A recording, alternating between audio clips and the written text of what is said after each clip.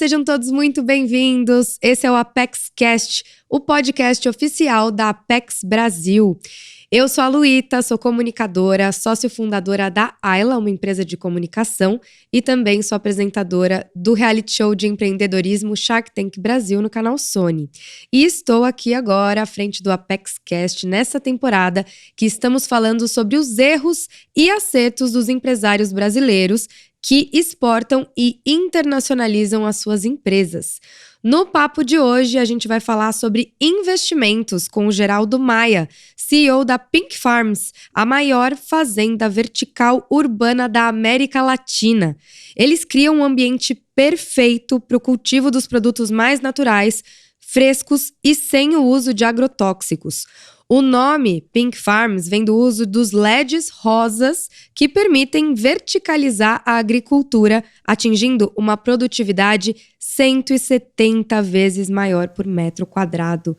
Bem-vindo, Geraldo. Obrigado, Luíta. É um prazer estar aqui, poder falar um pouco mais da Pink Farms e apresentar um pouco do que a gente já acertou, já errou, um pouquinho na área de investimentos também, que a gente conhece um pouco aqui no Brasil, mas agora está começando a entrar um pouco no mercado internacional também. Vai ser um prazer conversar com você. Show, prazer é nosso de ter você aqui. Obrigada. Então, você que está aí nos ouvindo, já avalia o nosso podcast, nosso episódio, compartilha com quem você acha que vai gostar desse conteúdo. E quem também está nos assistindo pelo YouTube, não esquece de se inscrever no canal. Ativa aquele sininho amigável que temos aí para você ser lembrado de quando tem episódios novos. Comenta, deixa seu like e também compartilha com as pessoas que você acha que vão gostar desse episódio e de todos os outros, combinado? Geraldo, conta então pra gente um pouquinho mais sobre a Pink Farms e da sua história com a empresa. Legal. Acho que o primeiro passo, para quem... Acho que ninguém tem um visual aqui do que é uma fazenda vertical, né? Mas basicamente nós entendemos que o processo tradicional de produção no campo, ele é algo que já existem soluções melhores para a gente criar algo muito mais interessante e diferente no método produtivo, né? Então, o que eu falo é que o que nós criamos, ele traz a fazenda para um processo cada vez mais industrial, no sentido que a gente está reduzindo variação de produção, é um produto muito mais uniforme, sem sazonalidade. Então, quando a gente olha para essa tecnologia, ela tem alguns pilares, né?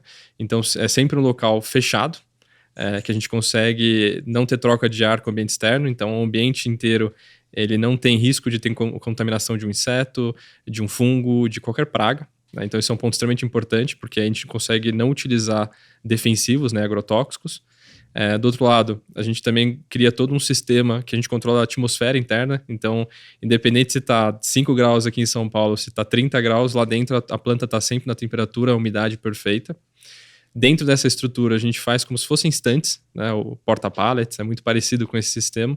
Com isso, a gente consegue fazer vários níveis de produção. Hoje, nós já operamos com 10 níveis, a gente quer chegar a 24 níveis. Olha. Quando a gente chegar a 24, esse número de 170 pula para mais de 400 vezes, né? Uau! E, na verdade, dentro de cada um desses níveis dessa estante, a gente coloca um sistema de hidroponia, um sistema de iluminação artificial. Então, não tem risco de ter um dia nublado, não tem risco de estar faltando nutriente para a planta. Então, tudo que a gente faz, nós brincamos que a gente cria uma receita de cultivo. Isso permite que a gente faça, por exemplo, uma alface que demora no campo de 60 a 90 dias, depende da época do ano, entre 28 e 40 dias total. Nossa! A gente consegue fazer o mesmo, todo dia colheita. Então, eu não tenho risco de não ter uma colheita e ter uma perca de produção, ter uma praga, ter uma intempérie grande. Então, quando a gente olha para essa tecnologia, a gente não só está criando uma possibilidade de ter uma produtividade muito maior, mas a gente entrega um produto perfeito, nas condições mais adequadas possíveis ali para o que a gente faz. Então, a gente foca muito em entregar, realmente entender o que o nosso cliente quer. Se ele quer um alface com um pouco mais de sabor, um pouco mais apimentado, um pouco mais amargo, se ele quer um produto um pouco mais verde, um pouco mais roxo. Então, a gente consegue, com essas variáveis, com esse entendimento dessa tecnologia, direcionar o desenvolvimento da planta também.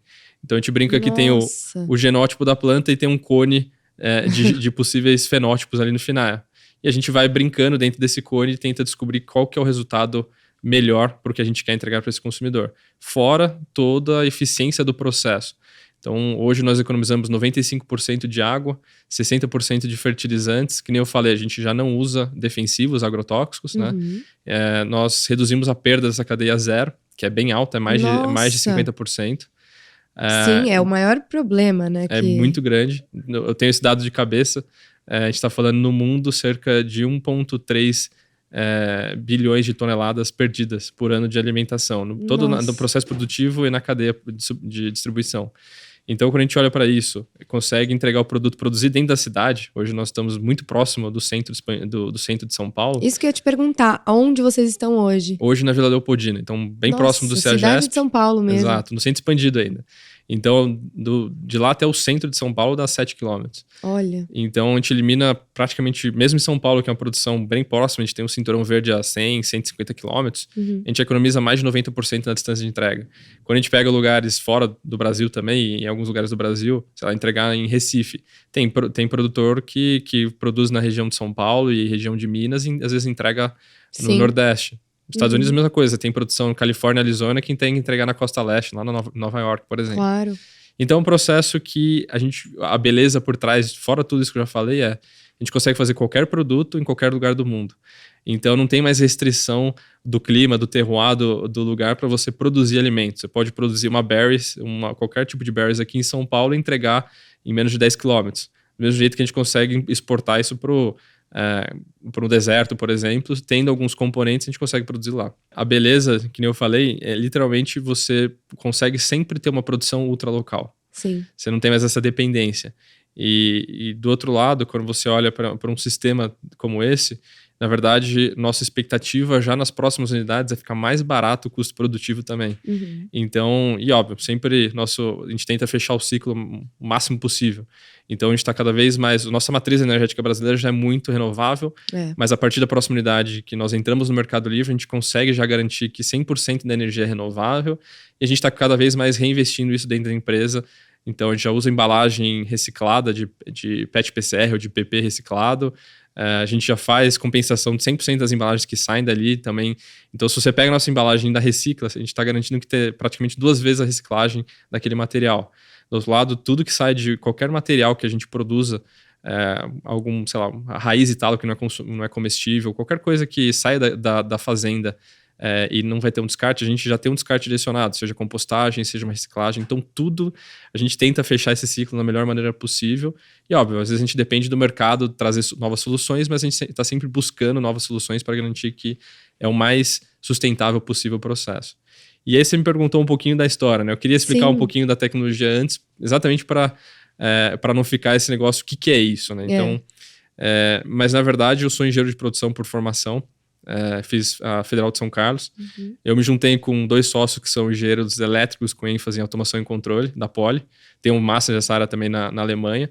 E na verdade os 3 foram trabalhar em startups ali no começo, depois que saíram estagiário e pegaram ali o primeiro realmente emprego efetivado. E na verdade a gente trabalhou na parte um pouco mais digital, e-commerce, B2B, B2C. E era uma coisa que era super interessante, a gente queria aprender, que foi esse o foco mesmo de ir para empreender depois. Mas no final a gente viu que não era exatamente o que a gente queria fazer. Então a gente começou a estudar novos produtos e melhorias de processo. Tá. E aí um belo dia a gente estava discutindo, surgiu essa ideia de fazendas verticais, que a gente tinha visto no dia anterior uma notícia super interessante de uma empresa no Japão que estava começando comercialmente. E nós enxergamos que a gente tinha os skills necessários para fazer aquilo. A gente tinha passado na faculdade por projetos mecânicos, gestão de projetos, sistemas de eletrônica, sistemas supervisórios. Então, muitas coisas estão relacionadas ao que é o core da tecnologia que a gente faz hoje, né? Que legal. E a aí, gente está falando de quando? Isso em 2016, comecinho em 2016. E aí a gente passou praticamente um ano ainda trabalhando no nosso emprego normal, mas aí no tempo livre a gente montou um sistema de produção como se fosse um frigobar um pouquinho maior, que o objetivo era fazer uma validação tecnológica ali.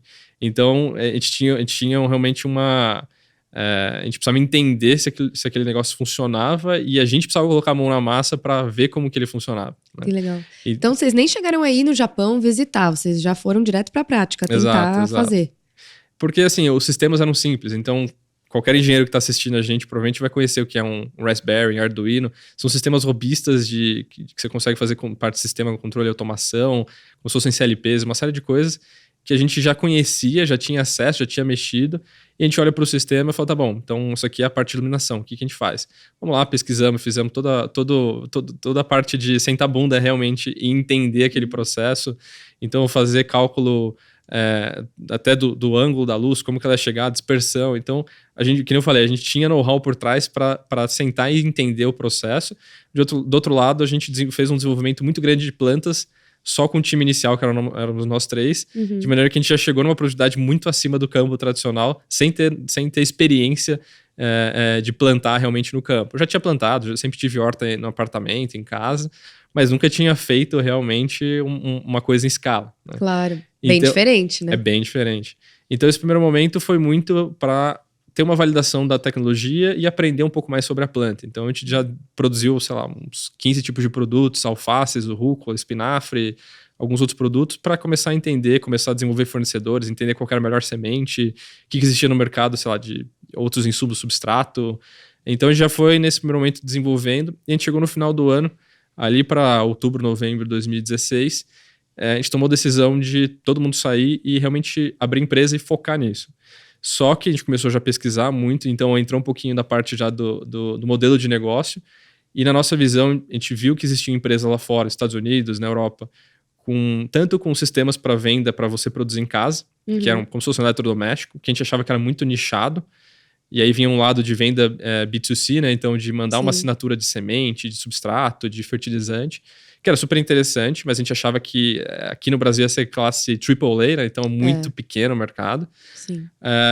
E a gente viu que o custo para você produzir nunca faria sentido, é muito mais algo que você quer ter porque você acha bonito, você quer ter o produto literalmente na tua casa, mas ainda assim muito pequeno. É um upgrade da hortinha, né? Exato. E aí o segundo passo era um container, né? O que eles chamam de container farms, que era um modelo que já tinha um pouco mais de automação, mas eram escalas pequenas e para você crescer você tinha que empilhar container ou fazer alguma coisa assim. E já tinha algumas empresas fazendo isso no mundo, a gente achava interessante, mas a gente tinha a crença que aquilo não escalaria. Ia ser uma coisa pequena e que depois de 5, 6 anos que a gente está acompanhando esse mercado, a gente viu que realmente não decolou. E aí tinha a última opção que estava muito mais alinhado com o nosso objetivo de como empreendedores, que era montar uma estrutura muito grande de operação. E aí era um sistema que era mais parecido com o que a gente chama de warehouse farms, né? Então fazendas dentro de galpões, muito próximo de galpões logísticos ou galpões de indústria. Então foi nesse momento que a gente decidiu focar naquilo, só que tinha um gap do que a gente tinha que fazer, né? Tinha um espaço muito grande do que a gente estava fazendo numa escala muito pequena, que a gente estava aprendendo ainda, até realmente colocar uma fazenda em operação comercial e você garantir que todo dia, dia após dia, a produção está sempre perfeita, está tudo certo. Você vai envolver várias pessoas, você vai envolver vários processos automatizados. Então era um negócio que tinha um pulo muito grande. E a gente preferiu, então, dar um passo intermediário, ainda bootstrap, né? Com capital só dos sócios, que nós colocamos, na época, deve ser de 150, 200 mil reais total entre os 3, e a gente montou uma fazenda piloto. Na época, em Jundiaí, eu tava morando em Campinas, eles aqui em São Paulo, era um lugar muito próximo onde a gente trabalhou um período junto. Falei, putz, vamos pegar aqui que o aluguel tá super bom, o preço, a gente arranjou o lugar ideal. E foi lá que nós construímos uma fazenda piloto, mas a gente encontrou 2 investidores, que eram a SP Ventures e Capital Lab lá atrás. A gente fez uma primeira rodada de 2 milhões. A gente começou a fazer os projetos, começou a fazer as contratações, colocou de pé em junho de 2019 a primeira fazenda vertical da América Latina. Gente, foi muito rápido. Isso, na verdade... Em um ano vocês fizeram isso. Em um ano. Na verdade, a gente entrou em setembro no galpão que a gente tá, até hoje, né? Que é a nossa primeira unidade. A gente começou a construir em seguida, finalizou ali em junho, julho. Passou uns 3, 4 meses testando. Alguns produtos a gente já começou a vender, mas a gente passou um tempo testando. Aí, falando de erros e acertos já... Boa parte do sistema já estava muito boa, mas como a gente tinha mudado muita coisa de hidráulica é um sistema que a gente acha que é simples, mas é extremamente complexo. Claro. E aí a gente teve que fazer 4 gerações de hidráulica até chegar numa que funcionava bem. Então isso demorou um certo período, a gente teve alguns aprendizados de alguns erros ali operacionais, de contratação, e aí a gente começou realmente a faturar ali para outubro, novembro de 2019. A gente fez mais uma captação para aumentar a produtiva e aumentar o runway também da empresa ali em fevereiro de 2020. Mais 2 milhões. Então entraram mais alguns anjos, mais alguns investidores tradicionais, venture capital. E a gente foi crescendo. A gente fez mais uma captação de 4,8 milhões com a SMU em 2021. Acho que foi em março, se não me engano. Com o objetivo de aumentar o time. A gente chegou a 27 pessoas. Muito focado ali em engenharia, parte de pesquisa, expandindo também um pouquinho para a parte de marketing, já com toda essa criação de marca, que é um dos nossos focos lá dentro. E a gente chegou nesse momento agora, então a gente veio crescendo a operação, a gente tem, desde 2019, a gente cresceu 205% ano sobre ano. Isso com uma área de produção muito pequena. Exato. E na verdade agora a gente está se preparando para o maior pulo que nós vamos dar. Vai ser um pulo de quase 12 vezes o faturamento. Ai, meu Deus. E agora, na verdade, é um risco de execução, basicamente, né? A gente tem um mercado, a gente já tem uma demanda muito grande. Só com os clientes que a gente tá, só abrindo as lojas dele Brasil inteiro, a gente consegue crescer mais de 300 vezes do que a gente tem. Então, assim, a gente sabe que existe demanda, nosso produto ele tá sempre em falta, a gente tem que selecionar para quem a gente vai vender, etc. Então, a gente precisa cobrir uma parte dessa demanda. Do outro lado, a gente precisa desenvolver novos produtos. A gente quer não só fazer folhas, ervas, mas a gente também quer fazer frutas e vegetais e cogumelos, né? Então a gente vai entrar morango, berries, tomate, pimenta, pimentão, vários tipos de cogumelos são os próximos produtos que a gente está vislumbrando. Esse é o futuro, né? Agora, esse é o objetivo de vocês, começar ampliando primeiro aqui no Brasil. E vocês têm a intenção de abrir farms fora daqui também? Sim. Começando pela América Latina. Então eu enxergo muita oportunidade, por exemplo, Santiago, que tem 35, 40% da população do Chile na região metropolitana, tem um clima muito complicado boa parte do ano em questão de temperatura. Outros lugares também, Buenos Aires, você tem várias outras cidades, você tem Bogotá, Cidade do México também, que você tem uma complexidade de água, né, na região. Sim, super. Então você tem vários motivadores para outras regiões. Eu sempre brinco quando vou conversar com algum investidor.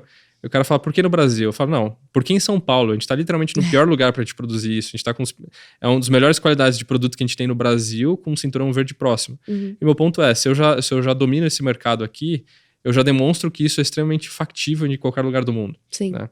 Então, essa brincadeira de, por que vocês estão fazendo isso no Brasil e não fora? Exatamente porque a gente sabe que é viável aqui, no momento que a gente demonstrar com todas as dificuldades desse processo de fazer aqui, na hora que a gente for expandir, a gente vai estar muito na frente. Então, eu já tenho o menor CAPEX por metro quadrado do mundo nessa operação, do que eu tenho de dados, obviamente, né? Então, tem muitos dados que são segredo das empresas, mas tudo que a gente já comparou, que a gente já teve acesso, a gente sabe que a gente é bem mais barato em custo de implantação.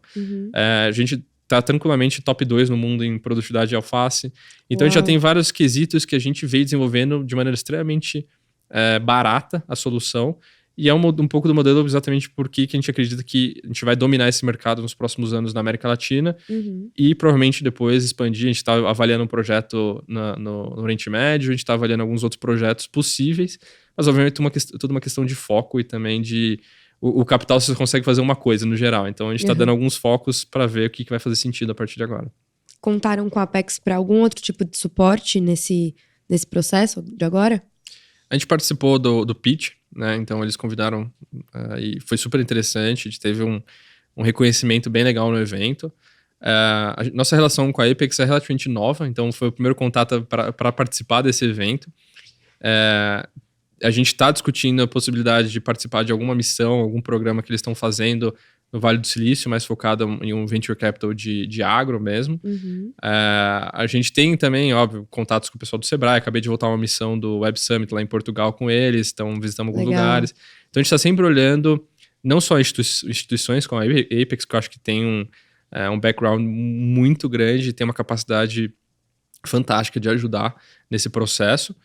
Mas a gente nunca se limita a uma coisa só. Então, a gente está sempre procurando novos formatos e novas pessoas para conversar e discutir o negócio, aprender um pouquinho mais, entender a opinião delas. Então, a gente sempre está nesse processo. Boa. Queria aproveitar e deixar, né, o site da Apex, apexbrasil.com.br, para quem quiser saber um pouco mais, né, de que forma que a Apex Brasil pode te ajudar. Tem várias maneiras ali, além dos eventos que são oferecidos. Existe um suporte muito bacana também para quem está buscando se internacionalizar. E também aproveito e pedindo mais uma vez para vocês se inscreverem no canal, aqui quem estiver assistindo pelo YouTube, ativar o sininho, comentar e deixar seu like. E quem estiver nos ouvindo pelas plataformas de áudio, também avalie o nosso episódio e compartilhe. Muito bem. Agora, você comentou comigo um pouquinho sobre os erros, né? E quando você estava falando disso, que teve toda a parte hídrica, que foi um desafio, né? Você também falou sobre a contratação de pessoas, né? E eu percebi que quando você estava comentando sobre o início da empresa, que tinha você e seus sócios, existe carinho muito grande por esse projeto, né? Um amor ali, um filho de vocês mesmo. E quando a gente começa a evoluir a empresa passa a não ser mais só nossa. E isso, às vezes, é um grande desafio. Como é que está sendo essa expansão, esse crescimento e esse desafio de contratação? Porque eu imagino que não deva ser tão simples, né? Não. Eu acho que um dos grandes aprendizados com o empreendedor, eu diria que são dois. Tirando o segundo da frente já, que é a questão de todo momento você está aprendendo e você vai errar muito e você vai errar em todo momento. Você vai errar cada vez menos e errar de maneira menos custosa, né? Então acho que esse é um grande aprendizado. O segundo ponto é sobre contratação. Na verdade, acho que a parte mais difícil de qualquer empresa é a parte de contratação e cultura. No final, quando são 3 pessoas na empresa, os 3 fundadores, a cultura são vocês 3. Na hora que você multiplica isso por 10, na verdade você está diluindo, a cultura inicial é 10% só. Na hora que você multiplica e continuamente esse número, na verdade, você tem que ter esse trabalho de garantir que as pessoas que você está contratando são extremamente capazes, né? Tanto em hard skills quanto soft skills, que é muito complexo também fazer esse trade-off entre elas, porque às vezes tem uma pessoa muito técnica, fantástica, mas a pessoa não sabe nem falar direito. Do outro lado, você tem uma pessoa que fala muito bem, mas quando vai executar, assim, parece que nunca passou por aquilo na vida. Então, quando você pega toda essa parte eu acho que a cultura ela começa pela contratação, de você contratar pessoas alinhadas com o objetivo da empresa e que queiram tenham aquela visão do negócio compartilhada, e óbvio, vão trazer coisas externas que vão agregar o negócio. E eu acho que você fazer isso crescendo rápido e conseguir passar a sua visão do negócio para todo mundo é um negócio muito, muito complexo. Agora, vamos falar um pouquinho dos acertos, né? Porque vocês vêm aí crescendo e a projeção é muito boa. Qual foi, você acha, o maior acerto que vocês tiveram, a melhor escolha que vocês tomaram ao longo desse caminho para terem esses resultados hoje? Perfeito. Eu acho que assim, um dos grandes acertos foi o time de fundadores. Eu acho que os 3, a gente não deixa nada na mesa, se precisa brigar, a gente briga. Então, acho que eu já vi muitas outras empresas, você tem 3 fundadores que às vezes não se conhecem tanto, ou que não tem tanta sinergia, não gostam de ficar juntos às vezes. Então, acho que esse é um ponto extremamente interessante no nosso caso. Acho que a gente brigou uma vez assim na empresa que tinha uma pessoa com uma visão diferente, os outros 2 com outra, e eu não aceitava. Mas no final a gente sempre combinou que é democracia. Meus sócios são gêmeos, né? Entre eles. E o mais engraçado é que às vezes fico eu e um dos gêmeos contra o outro. Então, às vezes, acaba sendo engraçado também que no final todo mundo realmente tá muito focado em construir um negócio e evoluir. E no final não tem hard feelings, a discussão é aquela, se 2 decidiram para aquele jeito, eu já perdi várias discussões também.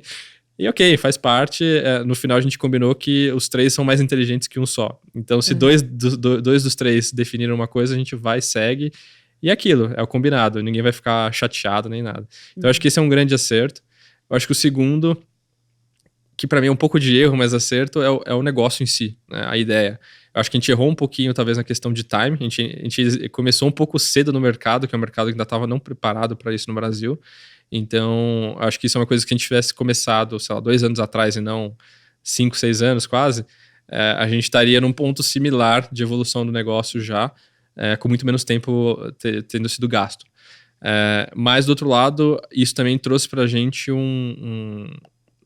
como eu posso falar, uma base de conhecimento muito grande. Então a gente teve muito mais tempo para errar e a gente está muito na frente do mercado. Agora, essa ideia de vocês, a empresa de vocês, é muito revolucionária, né? Revoluciona toda a forma de produção e de distribuição até desse mercado. E é um mercado que a gente sabe, é um setor que é muito tradicional, né? E tem grandes empresas que trabalham há muitos anos nisso. Vocês podem surgir como uma ameaça até. Como é que vocês sentem isso? Claro. Eu acho que dentro do mercado que a gente trabalha, de um lado a gente tem nossos competidores para a parte de hortaliça, por exemplo, são produtores no geral muito pequenos, muito fracionado, mercado muito regional. Então a gente acaba que provavelmente a gente evoluindo, a gente vai produzir mais barato, a gente vai ter uma série de vantagens, qualidade, uma série de outras coisas. Então, o que a gente enxerga é que, na verdade, eles vão começar a migrar para outros produtos, né? Então, óbvio, a gente nunca vai ter 100% do mercado, mas o nosso objetivo é ter um market share muito alto. Então eu enxergo que, na verdade, eles vão ter que migrar para outros produtos porque eles não vão conseguir competir. Tá? E assim, na nossa visão, o que importa é o consumidor. O consumidor, ele pagando mais barato, ele vai ter uma alimentação melhor, ele vai alimentar não só ele, a família, de uma maneira melhor, com menos risco na segurança do alimento, um alimento sempre pronto para consumo, sempre perfeito, etc. Então não faz sentido eu falar, não vou crescer porque eu vou tirar essa família dessa produção. Não, essa família vai se adaptar. Toda disrupção, ela leva a uma geração de riqueza muito maior, que é o que a gente se importa.